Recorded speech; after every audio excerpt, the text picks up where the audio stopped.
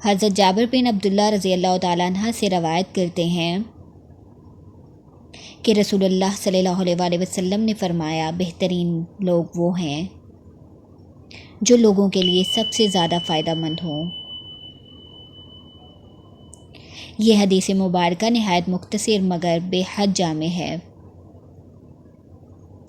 اور انسانیت کے لیے روشن اصول بیان کرتی ہے۔ نبی کریم صلی اللہ علیہ وآلہ وسلم نے فرمایا، ہمیں یہ تعلیم دی ہے کہ اصل عظمت مال و دولت، حسب و نسب اور دنیاوی عہدے میں نہیں بلکہ دوسروں کے لیے فائدہ پہنچانے میں ہے۔ اگر کوئی انسان اپنے علم سے، اپنے اخلاق سے، اپنے وقت سے یا اپنے مال سے دوسروں کی بھلائی کرے تو وہ اللہ کے نزدیک بہترین انسان ہے۔ یہ فائدہ صرف دنیاوی ضرورتوں تک محدود نہیں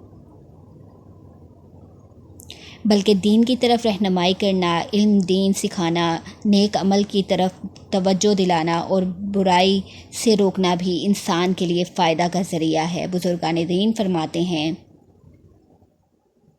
کہ انسان جب تک دوسروں کے کام آتا ہے تب تک اللہ کی خاص مدد اور رحمت اس پر رہتی ہے۔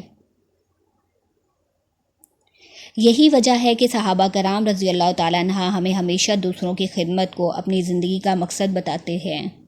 اس حدیث سے ہمیں یہ سبق ملتا ہے کہ ہمیں اپنی زندگی میں صرف اپنے فائدے کو نہیں بلکہ دوسروں کی بھلائی کو بھی ترجیح دینی چاہیے۔ اگر ہم اپنے گھر والوں،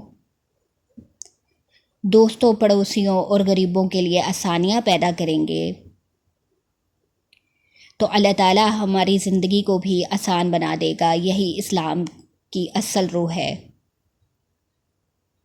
کہ انسان دوسروں کے لیے سراپائے رحمت بنے۔